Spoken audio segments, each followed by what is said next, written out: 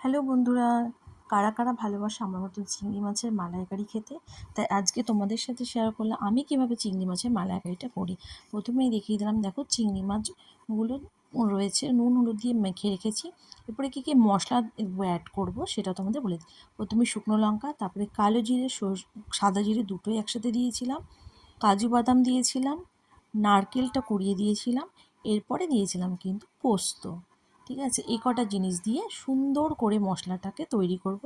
Mixer গ্রাইন্ডারে দেখো সুন্দর একটা মিহি একটা থিক পেস্ট তৈরি করে নিয়েছিলাম। একদম মিহি কিন্তু পেস্টটা তোমরা করবে।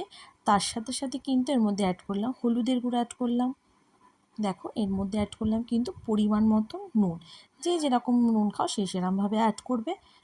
আর অ্যাড করলাম কিন্তু সর্ষের তেল, পরিমাণ মতন যতটা সর্ষের তেল লাগে। আমি একটু বেশি দিলাম, আর আমি একটু তেল তেল এরম হবে, এরম আমি খেতে বেশি ভালোবাসি।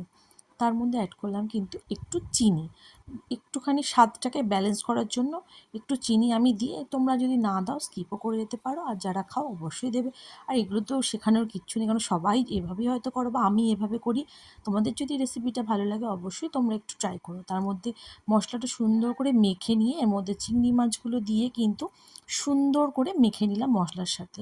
এরপরে একটা বাটিতে জল গরম বসিয়ে দিয়ে ওর মধ্যে চিংড়ি মাছ দেওয়া বাটিটাকে বসিয়ে দিয়ে সুন্দর করে ঢাকনাটা দিয়ে দিলাম, দিয়ে আধ ঘন্টার জন্য বসিয়ে দিলাম। আধ ঘন্টা পরে এটাকে ঢাকনাটা খুলে ওর মধ্যে সর্ষের তেল অ্যাড করে আরও 5 মিনিট রেখে রেডি হয়ে গেল কিন্তু চিংড়ি মাছের মালাইকারি। কেমন হয়েছে অবশ্যই কমেন্ট করে জানিও, ভালো লাগলে অবশ্যই লাইক কমেন্ট করো।